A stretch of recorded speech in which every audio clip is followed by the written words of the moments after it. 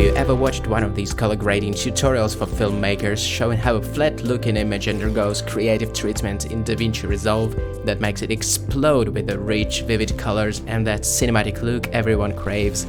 DaVinci Resolve has got recognized and loved by both professional and indie cinematographers since long ago, really, but only now it seems to be getting the recognition it deserves among 3D artists working in Blender and whatnot. Many people from our 3D community now seem to be finally willing to get on board and try some professional color grading workflows.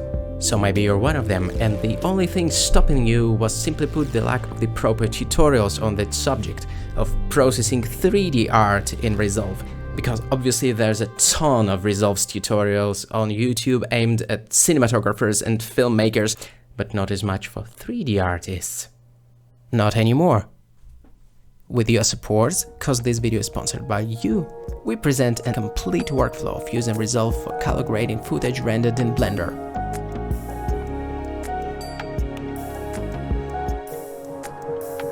Before we begin, if you want to support it, follow the Gumroad link in the description and donate any amount that feels right for the value that you get from these videos. In addition to supporting us, you'll get the source footages in EXR, the technical and creative LUTs for enhancing your renders and other cool stuff. A disclaimer, the focus of this video is to get the workflow right, in mostly technical terms. I'm a strong believer in proper workflows, as it's pretty damn hard to pull off cool visuals while struggling with a pipeline which is broken beyond repair. If any terms will sound unfamiliar to you, and in general, if you will experience any difficulties with following along, all videos from that series come with an encouragement. It is completely normal to not completely get it at first viewing, as the nature of these videos is quite technical. Feel free to approach it at your own pace and use it as a reference. This video will be around when you need to come back to it and check something. As a quick reminder, any decent color grading workflow starts with the choice of the source footage format. We'd better not use PNGs and other final image formats for any sort of color grading. To be clear, specifically from the Blender output as an example, these formats on the left are not okay. Don't use these. They're meant for saving and viewing the final image rather than making any kind of color grading adjustments. The intermediate formats on the right, but mostly just OpenEXR and OpenEXR Multilayer, is what we should be using. While at first glance it may look okay, like what's wrong with PNGs if the footage looks just like it looked in Blender? The problems start precisely when we try to change something. The color tab is where all the changes take place in Resolve usually. To put it bluntly, neither the tools in this main color correction panel, nor in this one or elsewhere, will have the leeway it needs if the source footage has been saved in PNG or other image format meant for viewing. For instance, crunching the gain would do nothing to recover the highlights. It would just lower the brightness ceiling, quite literally. We can see that on the waveform monitor. There's simply not much we can do with such a limited data. Reshaping the RGB curves will also blow the saturation out and straightaway damage the image, making the colors bloom with a satanic strength. Once you see it, you cannot unsee it. Touching the contrast would also blow it up in a Chernobyl-like explosion. From the standpoint of color grading, there's simply not much we can do with PNGs and MPEG-4s and other final image formats. This is the list once more if you need it. If we're serious about it, we should probably use OpenEXR, which is a data format rather than an image format. If you missed the video where we talk about the differences between the image and the data formats, specifically in the context of OpenEXRs, I definitely recommend checking it out first, then getting back to this one.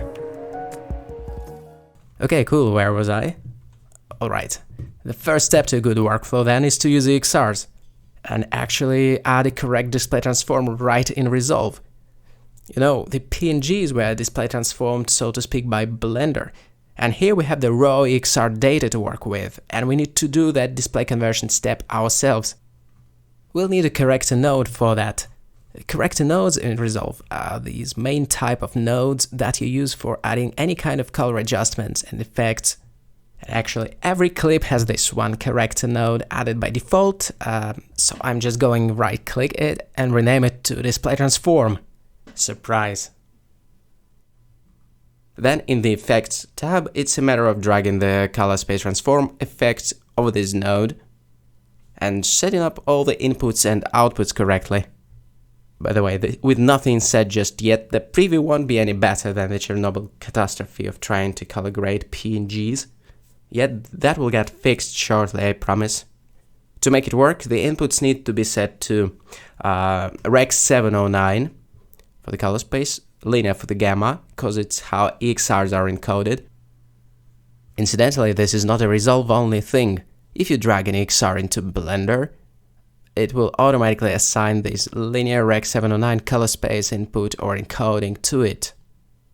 Blender doesn't separate the gamma and the color space, so it will have just one encoding, linear Rec 709. Sometimes Rec 709 is also called BT 709, which is the same standard. To double down on that, EXRs are always encoded like that, so it's a must-have if you want to have a correct interpretation. Anything else, like literally any other input, will lead to an incorrect interpretation, messed up colors and levels, and just an overall misery. That's really important to memorize, I think, when working with the EXRs. That type of the input. So we should be getting back to Resolve now. With the inputs all set, it's a matter of assigning the outputs. For a typical consumer monitor, output color space can be Rec 709, and output gamma, for instance, is RGB. I wanted to say because that's the gamma your monitor uses for decoding the image, but that's slightly more complicated than that. We won't be going into it right now, but the gamma can be gamma 2.2 rather than this RGB. And there's also this checkbox at the bottom saying apply forward OTF to take care of. Again, this will be discussed a bit later, no need to worry about it right now. For now, this can be our basic configuration. Then it's a matter of setting up tone mapping. We touched upon that in the first video as well. Let's leave it at DaVinci for now. It's a decent one that will help to preserve the highlights, but only if we tick the Use Custom Max Inputs and crank up the max input nits or units of brightness. That will really help to prevent the highlights from blowing out. Optionally, we can also get the saturation compression going to prevent some color mixtures from going too saturated. By the way, the resulting transform can be toggled on and off by clicking the bottom part of it or pressing Ctrl D. Just so we know it's working, I guess. There's no need to disable it. So that is the major cornerstone of the proper workflow, display transform as a separate entity in the node chain. To join the concept a little bit more with what we've said about PNGs, adding display transform kind of bakes, or you can say finalizes the image. So every correction that we will try to apply after this node in the chain onwards will work as if you're working with PNGs. To double down on that, after you apply the display transform, the unbound EXR data is lost at that point. However, and that's the key to understanding color management in my opinion, however, having display transform as a separate entity means we can smuggle in corrector nodes before that. That magical space before is an alpha and omega of professional color grading. It's called preformation grading. For instance, before the image has been fully formed, we can try adjusting its exposure. It's something that simply couldn't be done after display transform. I will add one more corrector node from the right-click menu and drop it onto the socket like that, like one might in Blender. This will be our exposure adjustment, so I will call this node exposure. If we come over to the color wheels tab now and tweak the gain wheel, which is incidentally this one, we'll be able to actually influence the exposure before the pixels have been locked in for display. This way we can recover the highlights really easily. I want you to also have a look at the waveform in the lower right corner. The way it's shaped is no longer squeezed in a straight line, like when we used PNGs and tried to reduce the gain. When working with EXRs with a separate display transform, we have this information available. That is a major difference between two formats and two workflows. So that is the first milestone, adding display transform. So does it effectively mean we can start applying color tweaks right to this node before the display transform? And that's it? Before answering, allow me a sip of coffee.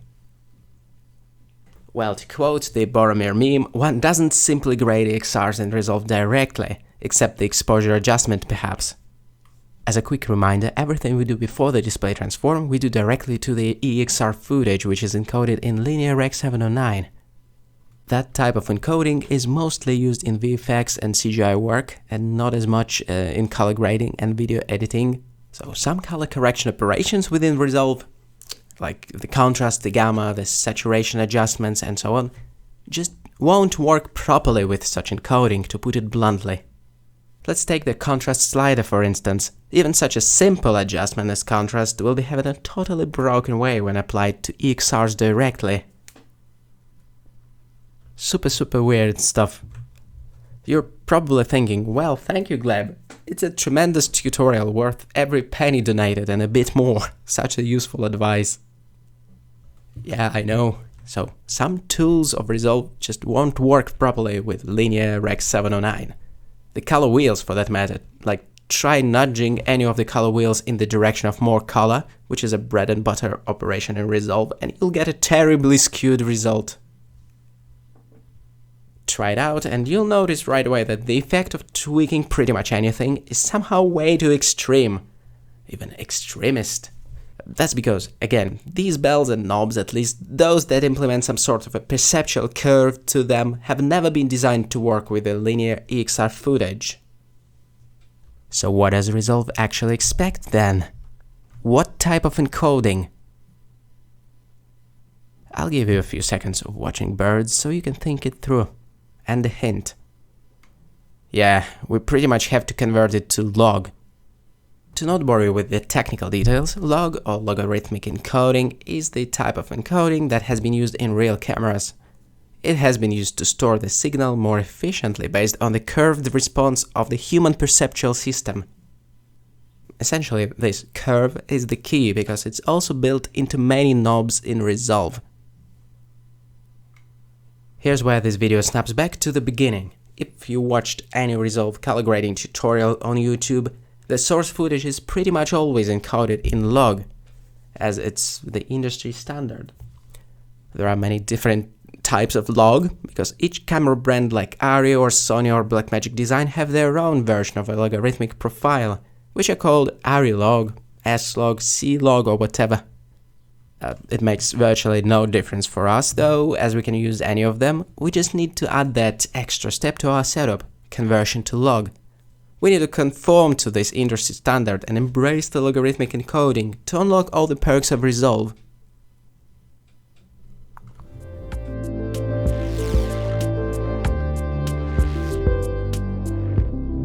So that's what we're gonna do, convert our linear EXR footage rendered in Blender to log, so it can be eventually color graded there, because as you remember, Resolve's color grading tools are a bit broken when it comes to linear. And finally, we'll hand it over to display.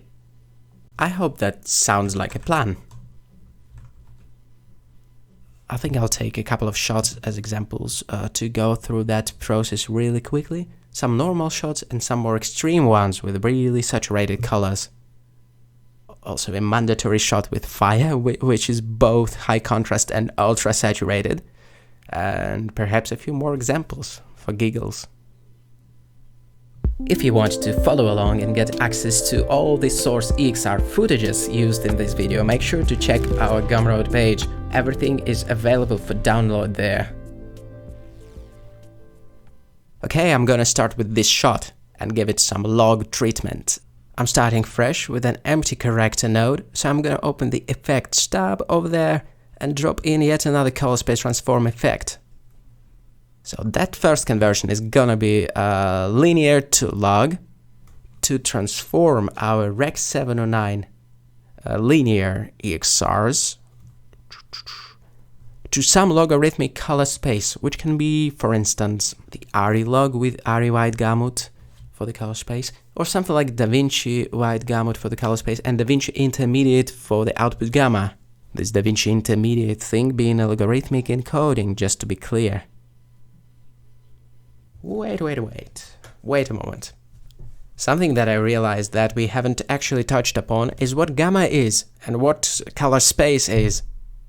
In Resolve, gamma refers to the luminance or brightness and is usually some kind of a curve affecting just that. Here's for instance a logarithmic curve of DaVinci Intermediate gamma that we have just selected. Color space in Resolve's terms refers to the RGB chromaticities, or translating that from the pixel pushing jargon, the hues of the RGB triplets making a pixel, red, green and blue primaries. In different color spaces, these primaries are placed in the different regions of the CIE diagram, the diagram of all theoretically possible colors. And due to that, some spaces are considered wider, potentially occupying the larger portion of that CIE, all the colors diagram. For example, without getting too technical, by looking at the specification of the DaVinci Wide Gamut color space, we can see that it occupies this larger region compared to Rec 709, Rec 2020, even ARRI Wide Gamut and that sort of things. It doesn't mean that it's automatically better than these other options, but potentially and theoretically this should give us slightly more room for tweaking colors until something gets skewed. Time for another coffee shot. That's how it's conceptually separated, in Resolve anyway. Sometimes both of these things, both gamma and color space, are referred simply as color space. Like in Blender, for instance, these things are joined together and we just say linear Rec 709. Whew. I realized that kind of discrepancy between software can be a source of confusion, so I thought I would mention it. I hope it makes sense. The most important thing to understand is that we have converted our Rec 709 linear footage to a logarithmic encoding, DaVinci Intermediate, and assigned a nice wide color space to it, DaVinci Wide Gamut. By the way, you'll be able to tell that we arrived in a logarithmic color space indeed, as our preview will get washed out. That's how you know.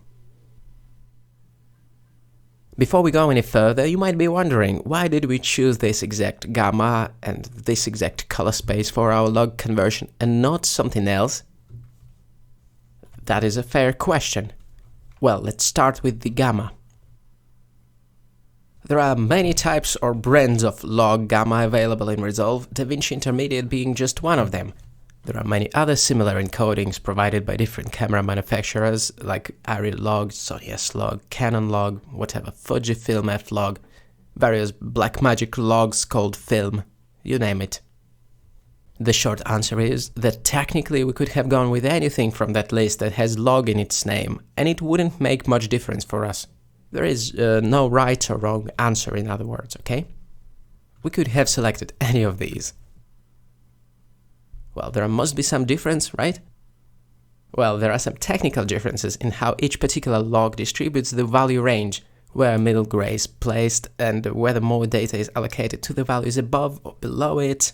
We shouldn't really overthink this though, as it won't really affect the final look after we implement the display conversion later on.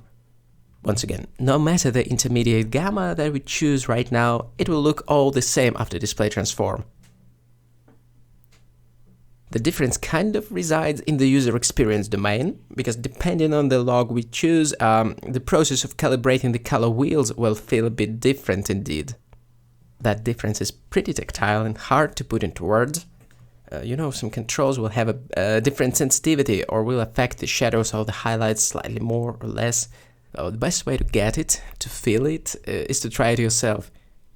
Apart from that user experience, it isn't something we should overthink.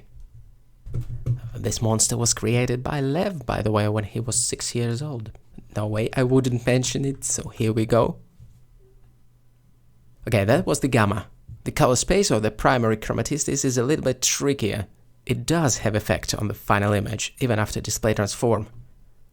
Like here in all 4 examples, gamma is set to DaVinci Intermediate. The only thing that differs is the color space, which is Rec 709 here, ARRI Wide Gamut 3 here, DaVinci Wide Gamut here, and ARRI Wide Gamut 4 over there. Then there is a display transform after each one. We will talk about that in the next section. The thing is that even after display transform, there will be some differences in the color rendition, especially in the color spaces that aren't, how to put it, wide enough, like Rec 709. Looking at the EXR color swipe, with the Rec 709 being our color space, you'll notice how the colors tend to collapse into the primary 6, as if the color space is filling up really quickly. That's probably a bad metaphor for it, but anyway. Something bigger like RE White Gamut 3 will have a better roll-off in these areas specifically, convergent to white as it should. Then, depending on the color space, some hues and tones would also appear a bit differently.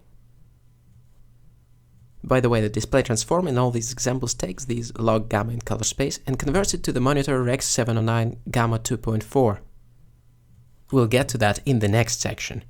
Alright, switching to the DaVinci White Gamut, and notice how the hues have been shifted ever so slightly compared to RE White Gamut 3. I hope that the difference is clear enough.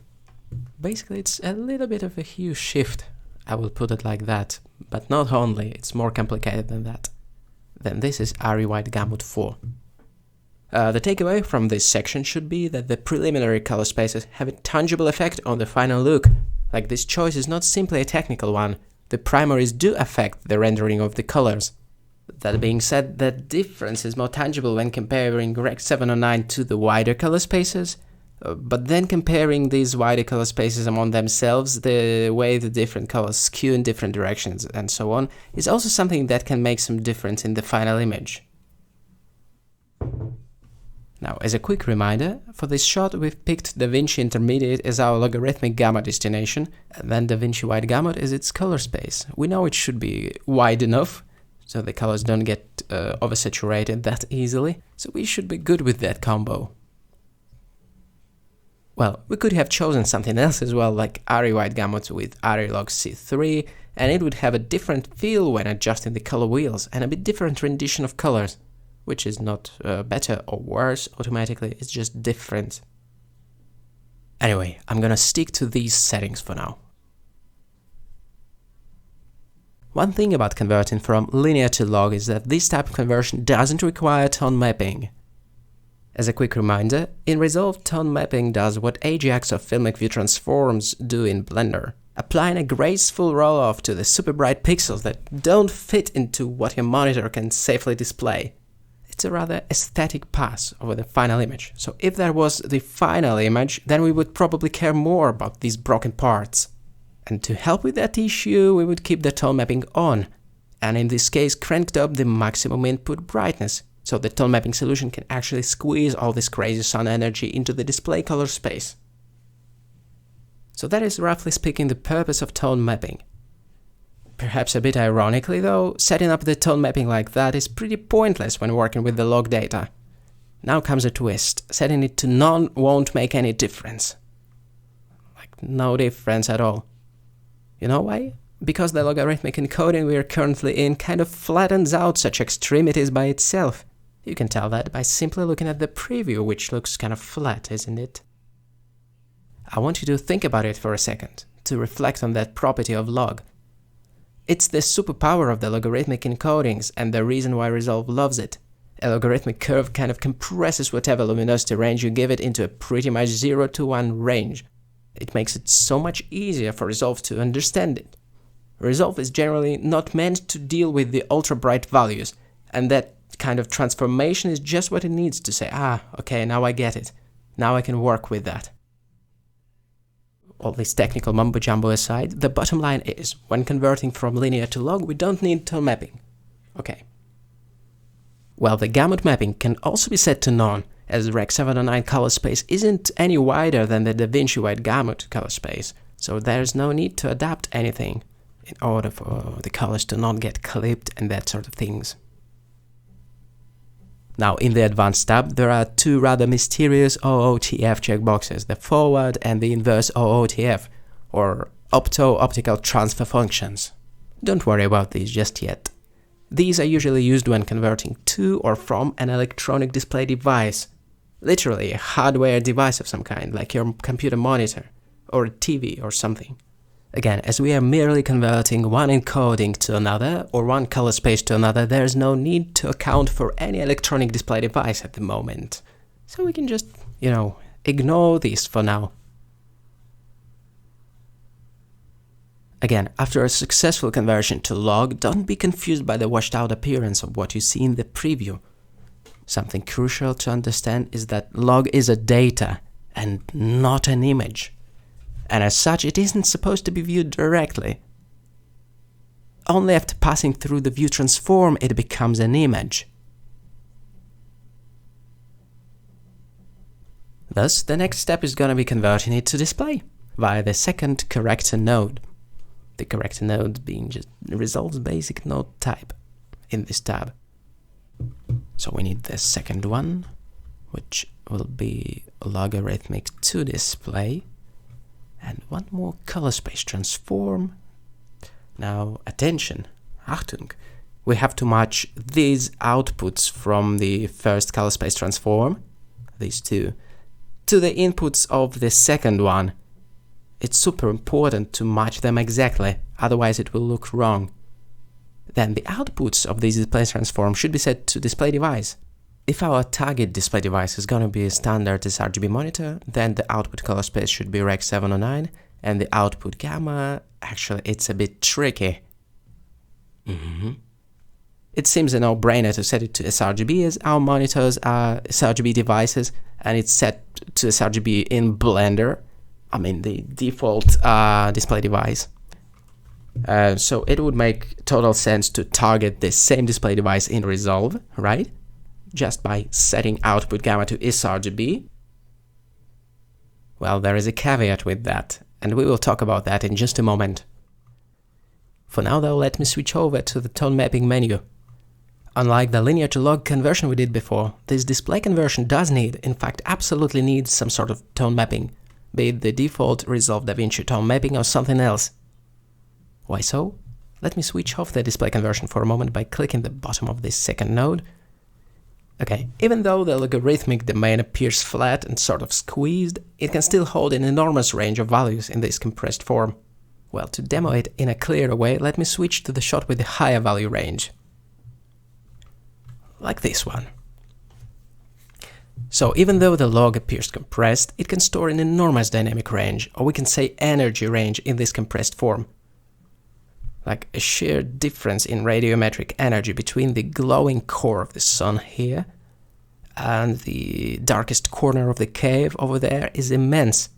It's literally orders of magnitude. So without looking at the preview, which isn't informative, the sun pixels are actually about 2 million times more intense than the pixels on the wall. And I'm not simply eyeballing it too, we can measure it in Blender. I mean the radiometric energies of the source EXR. If we load the source EXR into the Blender's image editor, then right-click any pixel, it will pop a readout of the scene-referred pixel values at the bottom of the user interface. These small numbers at the bottom. Let me enlarge this for you. Sampling the pixels inside the sun, read as 14,000 units of radiometric energy in the red channel, the letter R, then 2,000 in green and almost no blue. Let's take this as a reference. Compared to that, the pixels on the wall, well within the dark shadows, will show a much weaker readout of just 0.00 something units of radiometric energy. Or we can say 0.006 units of light, because that's light.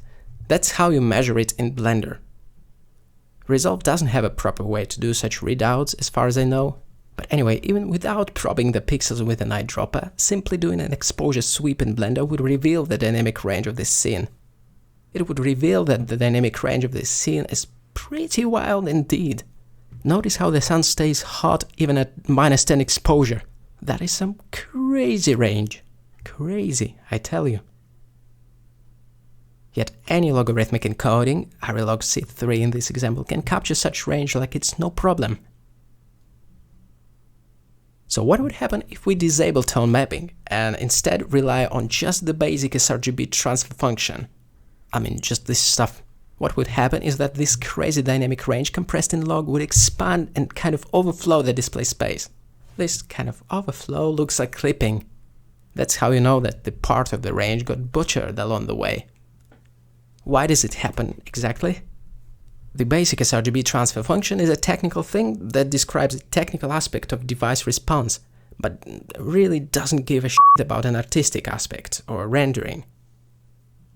The rendering of highlights, the rendering of colors, all the things we care about as artists. The basic or standard sRGB transfer function doesn't care about all of that. Wait, I said standard? I mean, in Blender, the standard view transform behaves exactly like that. It applies just the sRGB transfer function, but doesn't do anything in particular to preserve the highlights and to make it look beautiful. And thus, the resulting image ends up clipped, especially at a higher exposure, and no one likes clipping.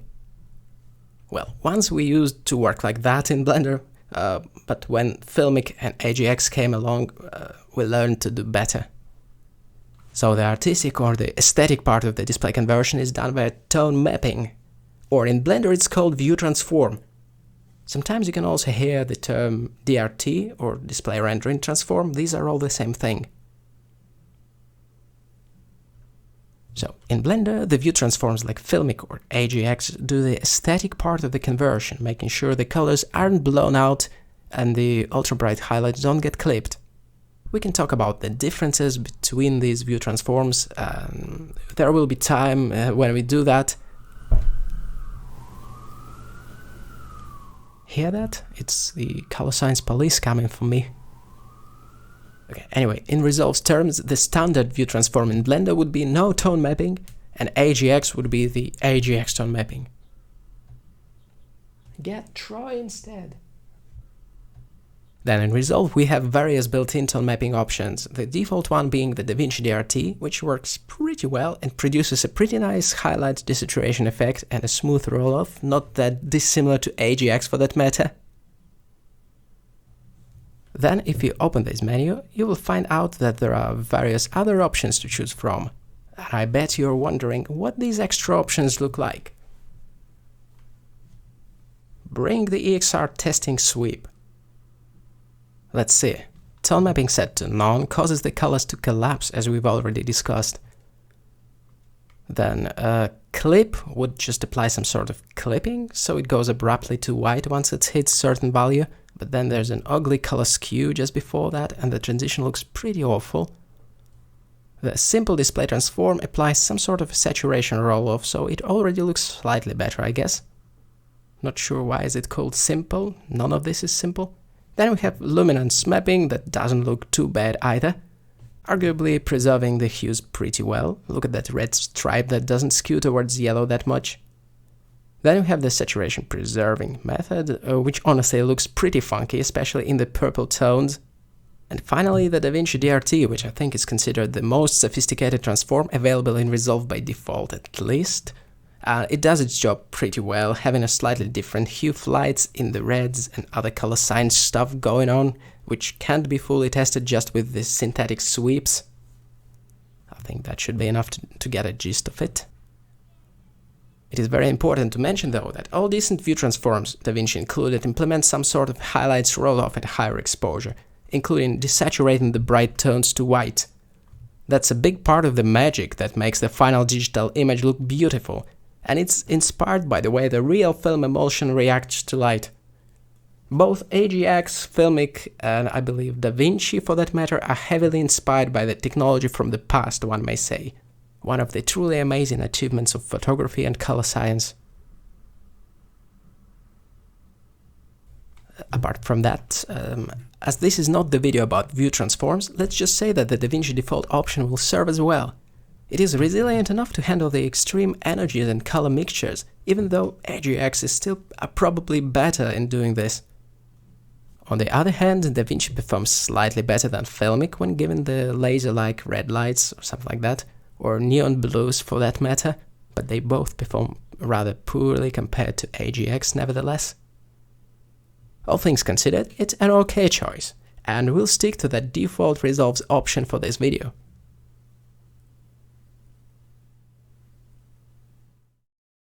And in some next video from this series, we'll definitely take AGX and Filmic and some other free cool DRTs for a ride, to make it all work in Resolve. You know, to not overload this already overloaded video. And if you're still there, huge respect. Huge respect. You're a fighter, you know. Personally, I'm not sure I would have patience to get through this. I mean, is it already half an hour? That's wild. That's wild. Okay, I'll be back shortly. Meanwhile, enjoy your 20 seconds of relaxing music.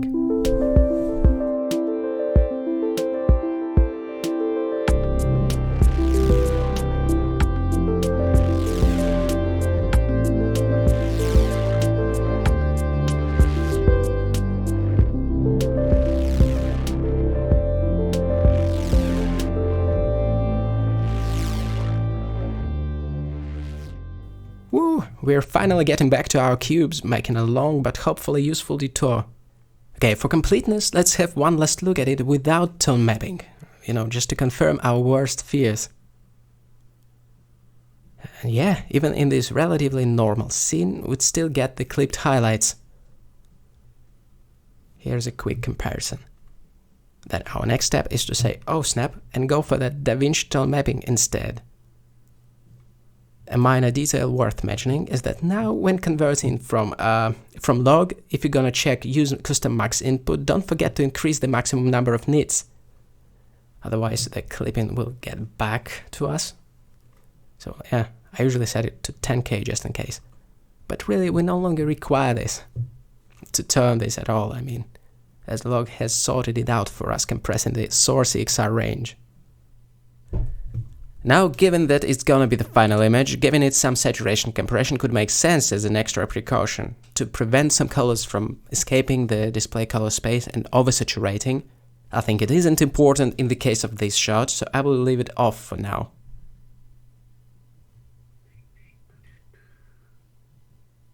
Okay, with the tone mapping being set, there's just one last setting we need to figure out in this color space transform effect, and that is the output gamma, of course. Okay, so what's the matter with the sRGB output gamma? Let me open a nighttime scene from our cinematic lighting course so you can see the issue really clearly.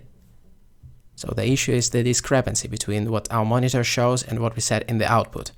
The output is currently set to a so-called piecewise sRGB function, but our monitors don't use this piecewise function to decode the image, but rather use a pure gamma 2.2, and that's like 99% of the monitors available to consumers. Plus, when going sRGB, in the output settings, we kind of apply this piecewise transfer function twice in the output gamma and in the OOTF, so as a result, we lose all the details in the shadows. The shadows just collapse into black. So taking all of that into consideration, it's always safer to go with gamma 2.2 or even gamma 2.4 as the output gamma, assuming that type of the device. If you miss and the user's monitor will use the piecewise sRGB transfer function for decoding the image, it will just look a little bit washed out, but it's still a ton better than having crushed shadows on most of the monitors. Incidentally, these output settings in Resolve match what we have in Blender with AGX in terms of the contrast pretty well, so that would be my choice, a pure gamma 2.4 plus that OOTF enabled. In case you're interested, this is how the cave shot would look with these settings.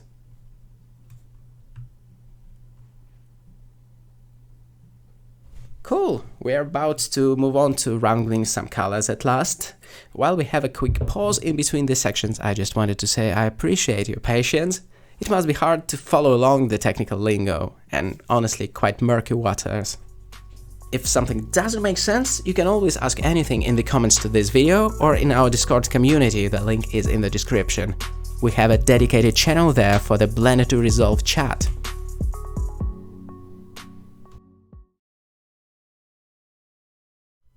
Okay, keeping things in perspective, this setup that we have just created unties our hands so we can start using all the color grading tools of Resolve, now given that we can work in log.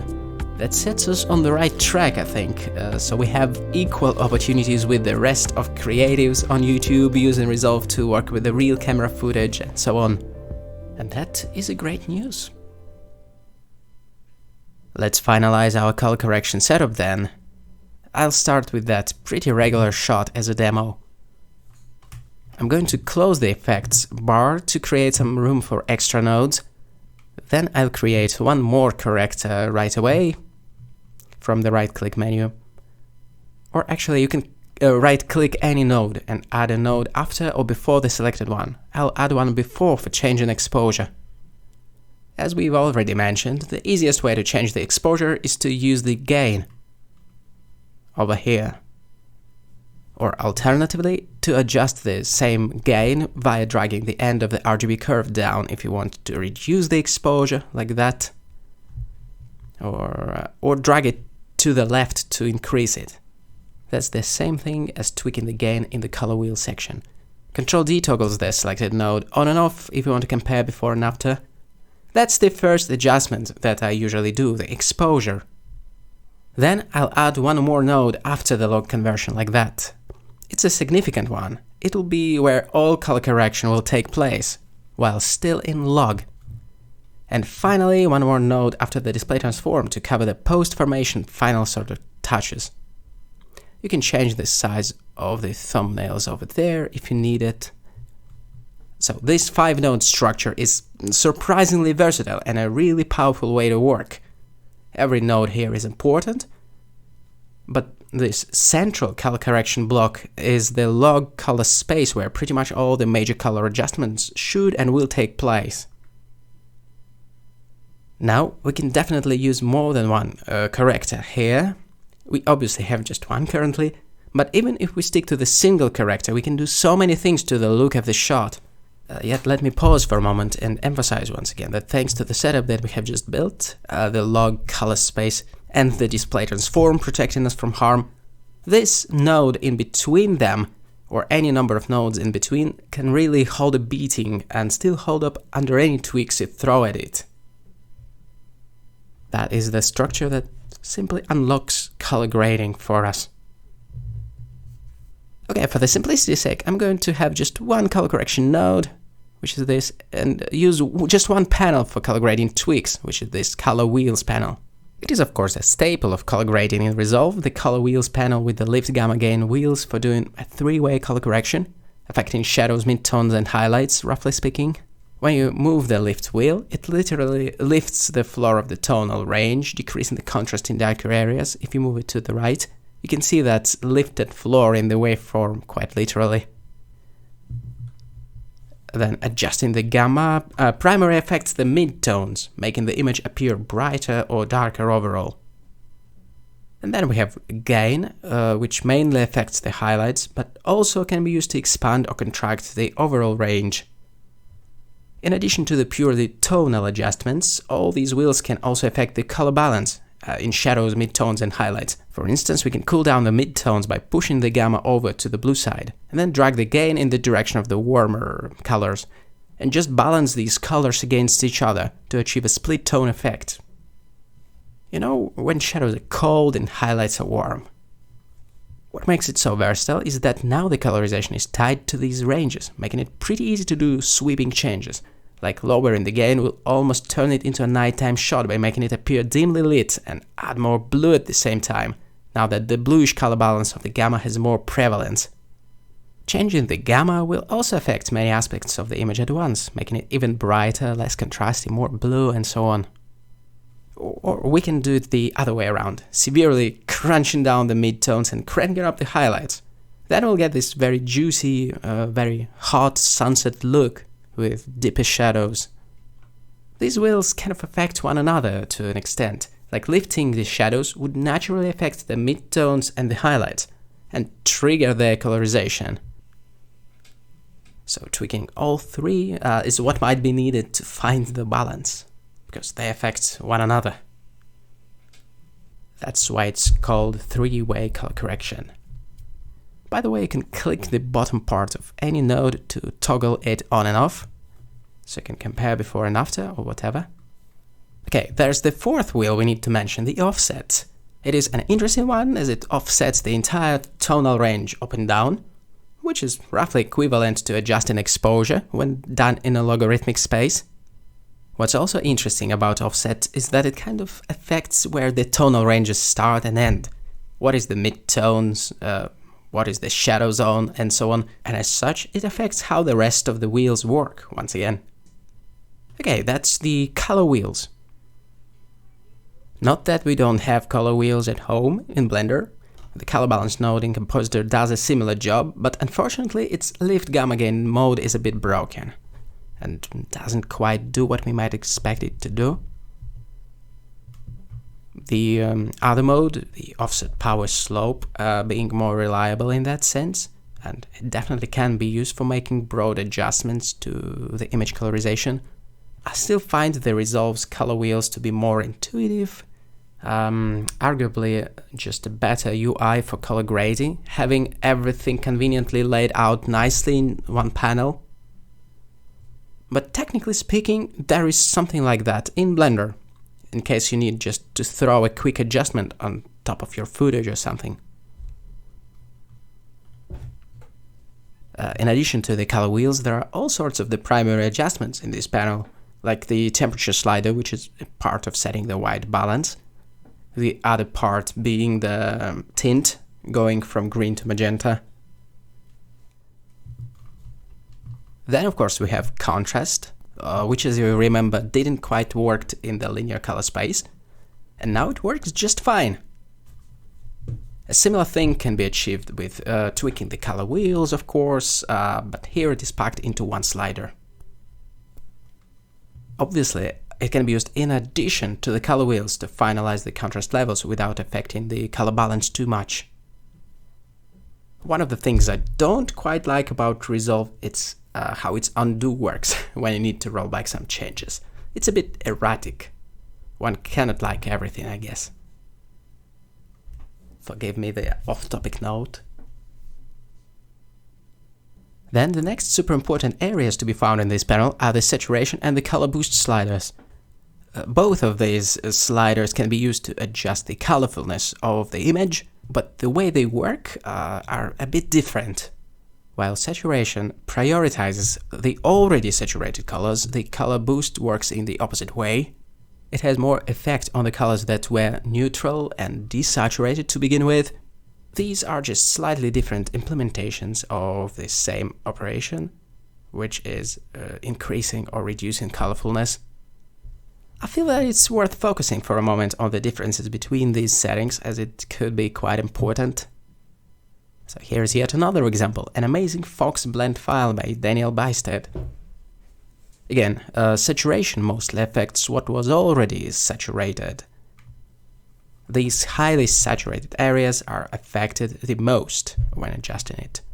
Look at how saturation is mostly affecting the super intense red spots without touching the neutral background that much. That's saturation. Color boost, though, is affecting the least saturated colors. So when we give it a boost, it does help to reveal the bluish environment color, and it just makes everything appear more saturated. So that is the main difference between these two. Once these settings get to a certain value, the problem of oversaturation shows its ugly head. How bad is this somewhat depends on the view transform or display transform on this node. Different display transforms treat saturation differently.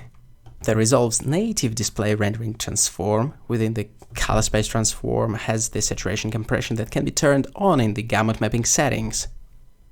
It isn't a super graceful operation, after all it just lowers the ceiling on the global saturation, but anyway, reducing it, reducing the saturation maximum can have a positive effect.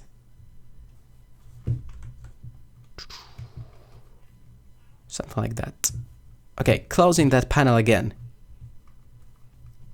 We have just taken a look at increasing these values. Let me reset the color boost. And let's have a look at desaturating right now. Look at the reds again. Reducing the saturation would affect these parts the most, effectively smothering all color on reducing this parameter.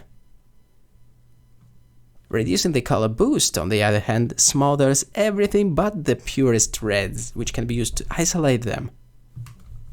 Isolate and then potentially rock some saturation on top, because why not?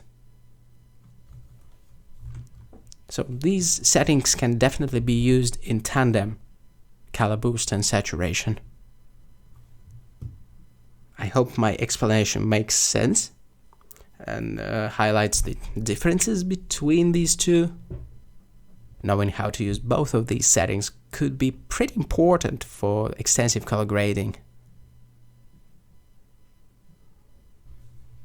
Color boost isn't something that we have in Blender as a singular slider, at least by default. Yet it can be recreated using the compositor nodes, just mentioning it for posterity.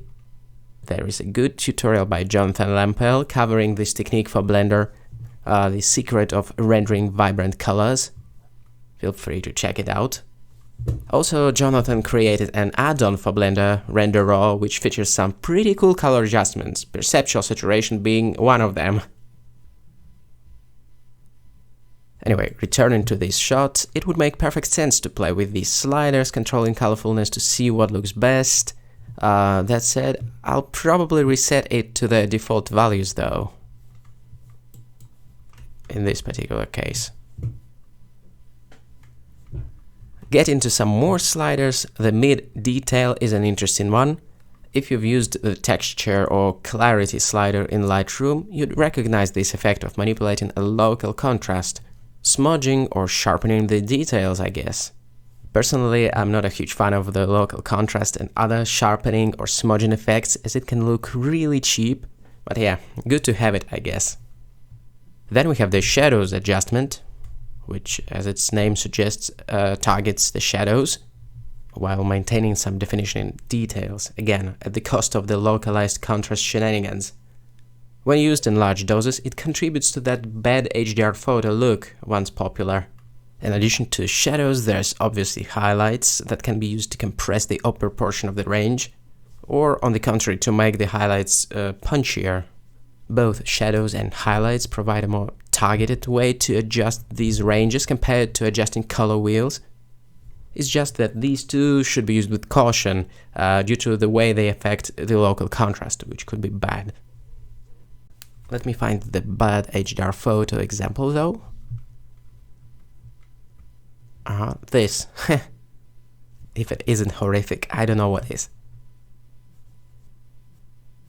So this is a really simple color grading pass indeed, all done with the help of the color wheels, nothing more. A cool thing about it is that if you want to pass it over to some other clips, then you can expand the clips window over there, select the clip. You can see it is empty so far in terms of adjustments. Then you can sample the color grading setup from that one that we have just processed by doing a middle mouse button click over it. It should copy everything onto this new one. See, all the changes we did got copied. Cool. Then maybe the exposure can be adjusted and some other things. In some cases, just a minor adjustment to exposure is already quite enough to get it working. I'm not saying that having just one character layer is always enough, not at all. Hopefully you can see that even the most basic color wheels and primaries adjustments alone can be used to churn out a variety of looks, really. Even without going into the weeds of adding extra characters and doing multiple operations. Just one character with the color wheels. Crazy. Especially when combined with the power of changing exposure in an open domain. That's simply put a killer combo. Having a colorization pass, but also the open domain data, which makes it possible to adjust the exposure. These two features working together is a beautiful thing to behold, honestly. You start to appreciate it more when dealing with something with really punchy colors and high contrast, like a nebular explosion. Or something, I don't know, something like a fire. It all starts to make so much more sense then. This perfect synergy of open domain and resolve corrections. You've got the point. Anyway, to explore some more tools that we have at our disposal in Resolve, let's have a look at some other toning options in addition to, changing the color balance in the color wheels, like I'm changing the gain right now. Actually, that's the Game of Thrones fire for you. It can be achieved simply by changing the gamma or gain ever so slightly in terms of their colorization. Damn, it actually looks good. Sometimes though, when infusing some color into gamma and gain isn't good enough, isn't precise enough, we may use additional controls like the hue versus hue adjustment over there. Hopefully the icon isn't too small. You can click the colorful dots to bring up the control points at each frequency or each color band, and then nudging these points up and down for any specific color band will shift that band left and right on this spectrum. For instance, red will shift to purple or green depending on where you move it. To give you a slightly better example, here's the Daniels Fox once again. So with the hue versus hue, we can target the red hues, for instance, to make them more purple, and then the yellows can move towards green. See, it's pretty well targeted. Then the blues can move wherever they want to go. That's just the hue adjustment though. Tweaking the hue alone often isn't enough to define the color precisely. We need at least one more control, which is saturation versus individual hues. So I'll rename this correction as hue, and we can always create more corrector nodes when needed. This one is gonna be saturation, or hue versus saturation, doesn't matter. In this menu, I'll activate the hue versus saturation mode, which is this little icon. Then I'll click these dots again to populate the color zones or frequencies, whatever we call it. Then, for instance, we can target the magenta to lower its saturation. It will incidentally also make it darker. And now the reds, for instance. You see, with this little addition, now we have a more control over the colors, basically. If we want the neon greens to be more prominent, we can do that. That's a nice little makeup for our Foxy. In addition to these controls, there's one more, which is really interesting, called Luma versus saturation. Luma is how bright the color is, basically. So this is good for desaturating, for instance, the brighter tones, and brighter tones only. Pay attention to the flames, how lowering this point makes the brightest areas go white. And we can really fine-tune it furthermore by adding more points and shaping the curve, basically. Or on the contrary, the darker tones can be made more vibrant this way, in a peculiar way that almost mimics a film emulsion-like response to light that AGX and filming both have. When I say the film emulsion-like, I just mean that the most exposed, brightest parts lose saturation fastest. Coffee, where are you, coffee? From that particular perspective, it does make it look kind of like AGX in Blender. Taking this shot, for example, which has the extremely saturated yellowish highlights, which I'm going to treat with some Luma versus Sat. Isn't it that it starts to look similar to the AGX rendition of tones with a lowered highlight saturation? Not completely the same, of course, just similar. Then maybe the darker tones could use some boost to their colorfulness, and then the whole saturation thing shaped some more with some extra points. So that's Luma versus saturation. Very useful control indeed. I hope it gives you a good idea of what these various curves in this panel are doing. I refer to these quite often when doing my color grading exercises with my footage. Hopefully it will be useful to you as well. Then of course Resolve has the good old RGB curves or custom curves, which can be accessed from within this icon. The curves offer slightly more flexibility compared to color wheels to fine-tune the tonal composition by making targeted adjustments to parts of the range. Here, for instance, I'm trying to shape the curve in this S-shaped way to achieve the contrast that I want, the precise contrast. I can be very exact with this shape. Right-click removes the points. Naturally, you can curve the individual red, green and blue channels as well. For instance, I can bring the green level up in the highlights and and bring it down in the darker range. The brightness axis, by the way, runs from left to right, from dark to bright. What's cool about it is really precise, as I've said. Do you want more greens in the high register? You can do it. The white channel, by the way, is the luminance. The per channel adjustments, including luminance, can be used in concert to really nail the tonal composition. Similarly to the color wheels, if you wanted, you could do any sort of adjustment using these RGB curves alone, probably.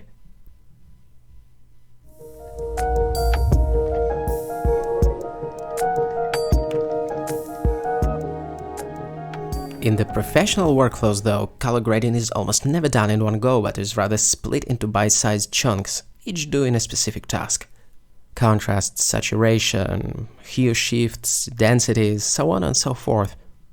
The particular nodes can differ from person to person, but the correction pass almost always consists of multiple steps, in the pro workflows that is. It can either be done in parallel or in sequence. Working in parallel looks like this.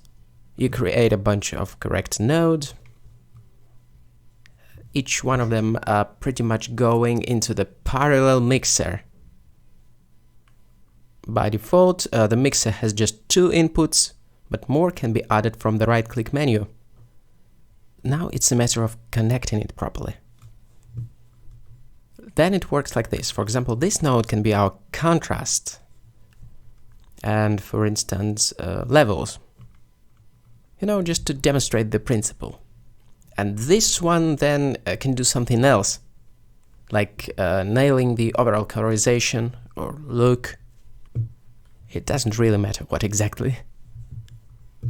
And then the third one can do something entirely different, like a saturation control or something. Saturation. The issue with the parallel mixing is that, quite naturally, you cannot control the sequence in which the effects are applied. Let's say, if I wanted to give it a bleach pass by desaturating it to almost black and white, I cannot do that now. Even with the saturation being 0, the image will still have a blue cast, due to the color balance of the second node doing its job independently of this one. That's how parallel mix works. That is a valid way to work, but personally I find it slightly more intuitive to have corrections applied in sequence, one after another. By the way, you don't have to copy the exact way I set it up, by the way. Feel free to make adjustments. So I added 3 nodes for now. Say the first one could be the contrast once again. Maybe some general tweaks to the color wheels. To the gamma and to the gain, to the levels. The bite-size adjustments, you know, working little by little. So that's contrast. The second one, maybe it's a general colorization pass, a warm versus cold treatment or whatever. You just take a step-by-step approach. Cold versus warm, let's name it like that. The third one could be the curves, perhaps. What I'm going to do is isolate just the green channel and infuse more green to the highlights and subtract it a little bit from the darker areas for a nice little split tone effect. And then we can keep adding and adding and adding nodes, really, each new one addressing some need. Like we could use a saturation control at some point. Usually it's a must-have, in fact. For this one, I'll reduce the color boost and then probably crank up the saturation a bit. I think that will look interesting, as it will isolate the saturated areas a bit more, giving more emphasis to them. Now, maybe the hue versus hue adjustment is something the image could use as well. We have practiced it before, now let's use it in action. I feel that the yellow hues have gone a bit too far in the green, so maybe we can rebalance it towards red, perhaps? Something like that. And then maybe shift the blues towards cyan or even green to create a complementary contrast between red and green. Does that sound like a good idea, perhaps? Let's see, then we can have the Luma versus saturation node, and we will use that to desaturate the brighter values for a bit of a filmic look, and saturate the darker areas more to add a bit of richness to them. Does that look good? Then maybe some more focused adjustments is something that we can do, like these in the color slice panel. Increased density makes the already saturated colors even richer and heavier, by making them darker essentially, so that could be an interesting one. Then we can have densities for each color band, like red, which you can access by clicking this little icon, or the skin tone band, which incidentally is dominated by the woody tones currently, or maybe the cyan, and so on. Pay attention to how changing the red density affects the darkness of the color, of the red color, and almost I wanted to say pigmentation of the red spots. It's a little bit more complex than simply tweaking saturation from that perspective. That is especially evident if the footage has vivid colors, like these roses. Not to make a detour, but density can usually be described as lowering the luminance of the colors to bring a perceptual richness to them. That kind of richness, the perceptual richness, is something that can't be achieved solely by abusing the saturation alone, although there is the saturation slider next to the density, in case you would need it. So by adjusting these two, you can pretty much nail the look, nail the saturation appearance. Then we have the center slider that allows to fine-tune where the red band actually is, and then the hue shift for the roses are red, violets are blue, sort of thing apparently. That is density in a nutshell. Okay, after tweaking the red band, I'm checking if changing the density of the skin tones would make a positive difference. I'm not sure what I'm trying to achieve here, I'm just playing with sliders at that point, I think. Anyway, that's density. Next, there could be more stuff, as always. Yet another cool toy that you can try is Color Warper, that looks like this web overlaid on top of the spectrum. These points that are arranged in the straight lines represent the color ranges or bands, with the center being achromatic and the edges supersaturated. So we can, for example, grab the entire red line and shift its location on this map, effectively remapping the hues. And then moving it closer and further away from the center would mean increasing or decreasing their saturation, if that makes sense. So we can adjust multiple parameters at once, multiple things. Here I ended up moving the red band towards purple just a little bit. It starts to feel ridiculous. Actually, we have so many nodes doing different things. It's not that we absolutely need to work in this exact way and just throw node after node after node. It's just that I want to show as many tools as possible in this video, I guess. At the same time, obviously, a pretty valid argument about simplicity can be made.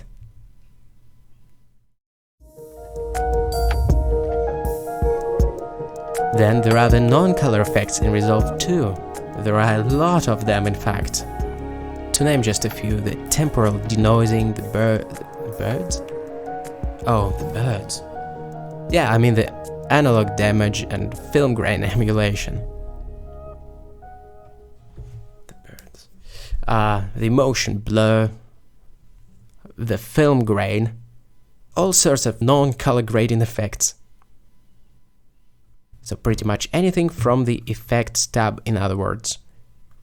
Like glow. These type of effects are also added on the node-by-node basis to keep it modular. Oh gosh, this video is already running a bit too long, so I'll keep it short. Some glare is usually a no-brainer, just don't forget to reduce the opacity so it doesn't look too thick. You know, something to brighten up the spirits, I guess, after watching the tutorial that is a bit too long. Then I always, not always, sometimes I add a vignetting effect, quite often, because why not? It's a fun effect, it's looking vintage, it's refocusing the viewer's gaze towards the center. It's doing a couple of good things. And then maybe the film grain also. Feel free to explore what other effects you may like to have in your color grading toolbox. The point is that Resolve Surprise has lots of cool effects to explore in addition to the color correction tweaks. It would be a shame not to use them to add that cinematic pass over your footage. There will be a dedicated video about it later on in the course you're watching.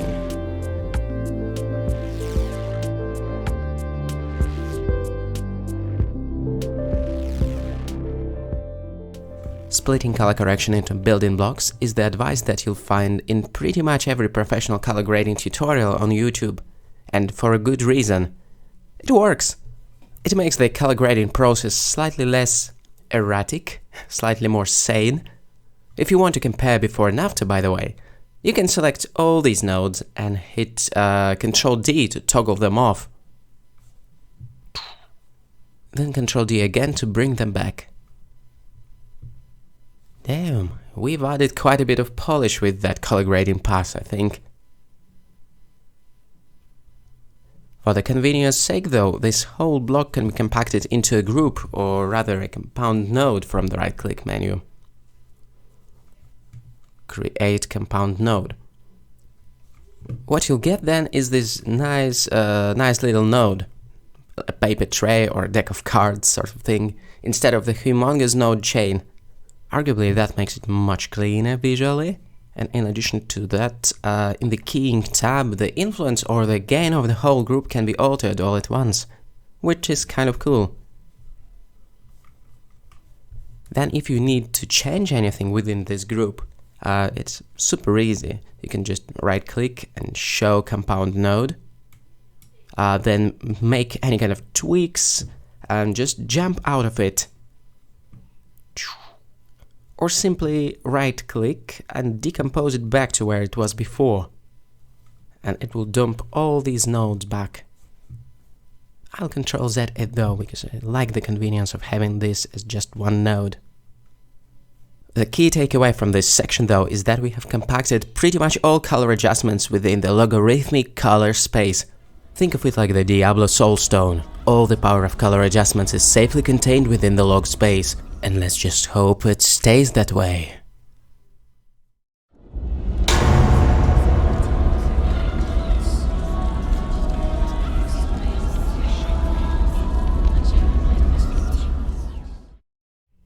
As a quick reminder, it's possible to reuse the resulting grade in any number of shots. That is as simple as opening the Clips tab, then navigating to the clip you want to apply the look to, then middle mouse button click to sample the node setup from the shot you like.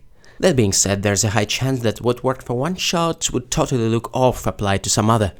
Like here you can see that the setup that looked okay has in fact this horrible Minas Morgul greenish tint when used in a different context. That is something to keep in mind. Color grading is all about the specifics of the shot. It is an artistic matter after all. While the good workflow guarantees it will look technically correct, and you won't be struggling with technical issues at least, it always boils down to your artistic eye in the end, and how you find the right look given the framework we have just established.